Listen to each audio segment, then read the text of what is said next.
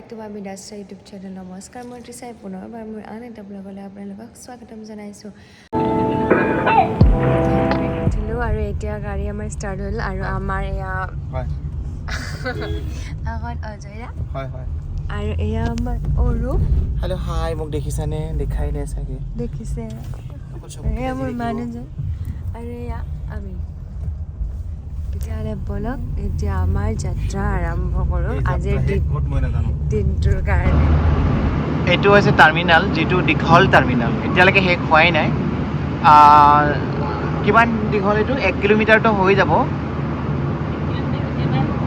1 kilometre বেছি হ'ব চাগে, চাব লাগিব চাইনবোৰ্ডখনৰ। এতিয়া আমি গৈ আছোঁ, যিহেতু ৰাতি পুৱাইছেহে এতিয়া। এতিয়াও বেলি ওলোৱাই নাই। বাহিৰত গৈ দেখিম বেলিটো ওলালে নাই ওলা। এইফালে গোটেইবোৰ মানুহ শুই আছে। এইবোৰ আমাৰ জনপ্ৰিয় সংগীত পৰিচালক শুই আছে, লগতে ইয়াৰ বিজনেছমেন এইও শুই আছিলে। এতিয়া উঠি দিছে তোমাৰ কেমেৰাটো দেখাৰ লগে লগে। আৰু এই দেখিছোঁ আৰু এই টোপনি গৈ বাহিৰত এতিয়া হাঁহ পাই গ'ল। আৰু এইয়া পিছফালে তাই এতিয়া হাঁহ পাই উঠিছে। আমি গৈ আছোঁ আপোনালোকক দেখাবলৈ, সকলো দেখাই গৈ থাকিম দেই।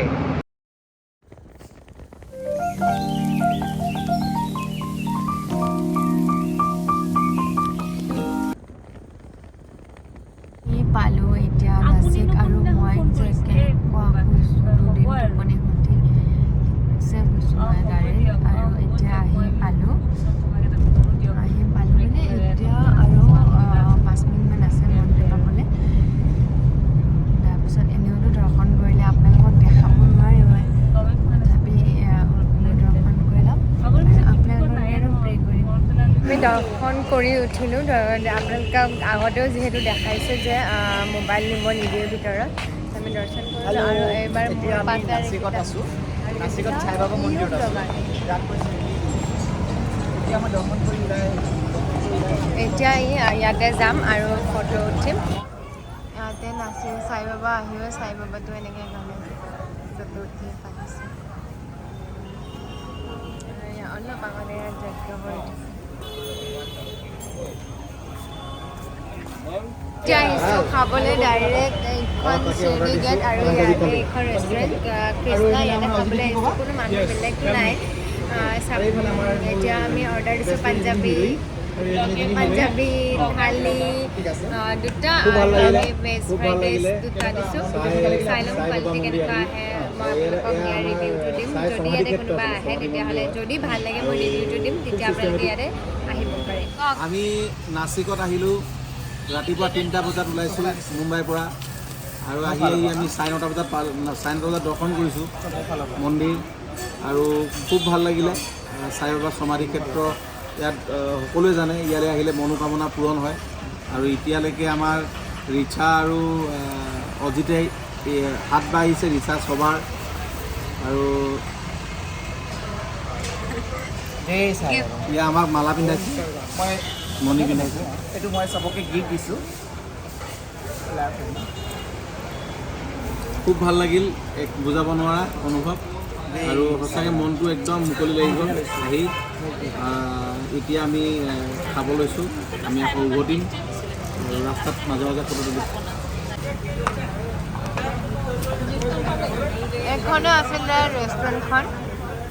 Food quality is so bad and manager behavior is also bad.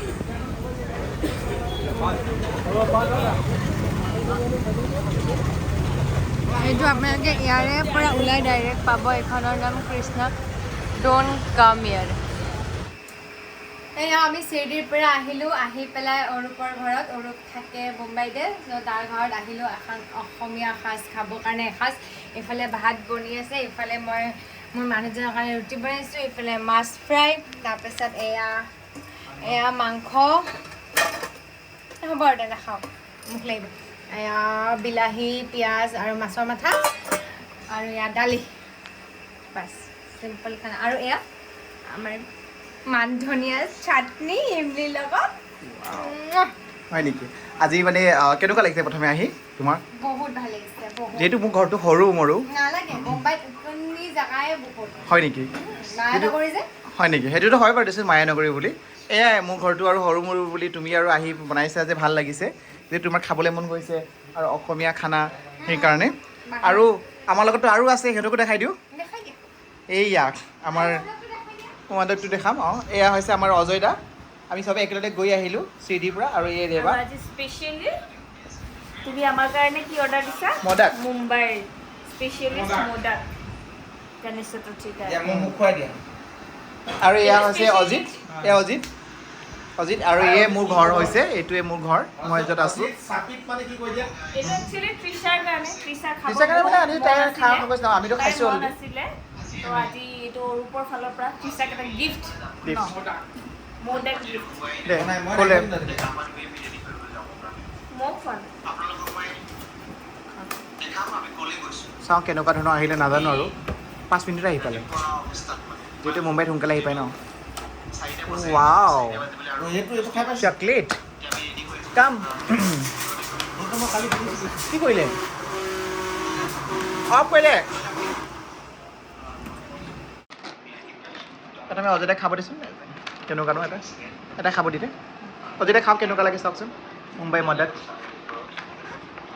নাই ৱাও, আমি হেৰিটোৱে খাওঁ।